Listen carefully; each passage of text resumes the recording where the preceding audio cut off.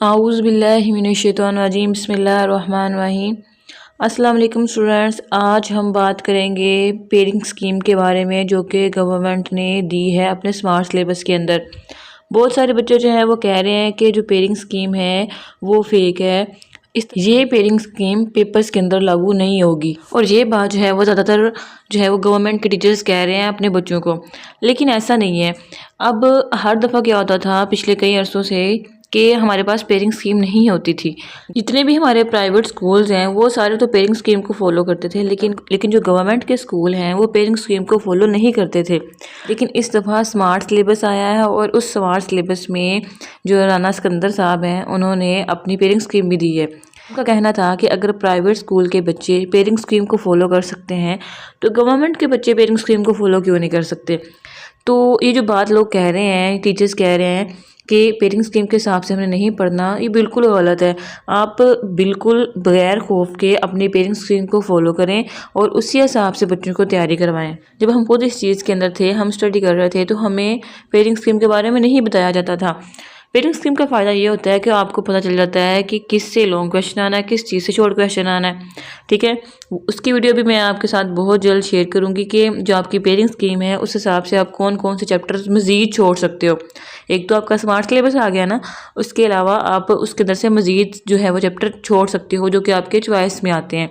ठीक हो गया। तो आपने, अगर आपके टीचर्स नहीं करवा रहे तो आपने अपनी जो है वो तैयारी खुद करनी है स्मार्ट सिलेबस की जो आपकी पेयरिंग स्कीम आई है उसमें। ठीक, अब आप लोगों ने अक्सर देखा होगा कि जो प्राइवेट स्कूल में जो बच्चे होते हैं उनके नालायक से नालायक बच्चे जो हैं उनके मार्क्स भी अच्छे आते हैं, लेकिन जो गवर्नमेंट स्कूल हैं उनके रिजल्ट हर दफ़ा इतना ख़राब क्यों आता है। अगर हम बच्चों को पूरी तैयारी करवाएं, उन्हें पता हो कि मैंने इतने क्वेश्चन अटैम्प्ट करने हैं और इस सबक को मैंने अच्छे तरीके से याद करना है, बच्चे जो है वो ऐसे पढ़ेंगे। इंशाल्लाह बहुत जल्द मैं भी कोशिश करूँगी कि स्मार्ट सिलेबस के मुताबिक जो है वो आपके जो है लेक्चर्स बनाए जाएँ।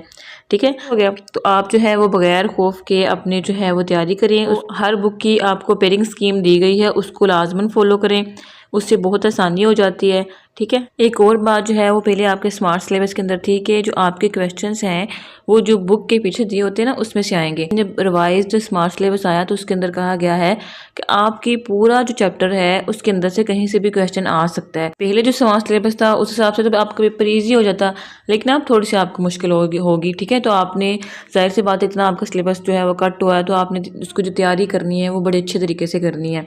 उसके अलावा आपका जो पेपर है वो कंसेप्चुअल होगा। ठीक है, अब वो जो रट्टा सिस्टम था ना पहले के, जो आप बुक पे लिखा हुआ है सेम टू सेम हेडिंग उठा के आपको पेपर में दे दी जाए, वैसे नहीं है ना। जो एग्जामिनर है वो आपसे कुछ भी पूछ सकता है, आपकी टॉपिक के रिलेटेड से कोई क्वेश्चन भी कर सकता है। ठीक है, अगर आपके कंसेप्ट क्लियर हैं तो आप जो है वो इजीली अटेम्प्ट कर सकोगे पेपर। ठीक है, तो आपका जो स्मार्ट सिलेबस आया है उसका फ़ायदा उठाएं, जो चीज़ें आपको बताई गई हैं उनको अच्छे तरीके से कर लें, इंशाल्लाह आपका पेपर अच्छा हो जाएगा। ठीक है, इसके साथ साथ जो है आप जो पेयरिंग स्कीम दी गई है उसको बिल्कुल वैसे ही फॉलो करें। ये गवर्नमेंट ने दी है, ये चेंज नहीं होगी। ठीक है, अगर उनको चेंजिंग करनी होगी तो वो आपको बता देंगे। ठीक है, तो आप कोशिश करें कि पेयरिंग स्कीम को ही फॉलो करें ताकि आपके लिए जो है वो ईजी रहे।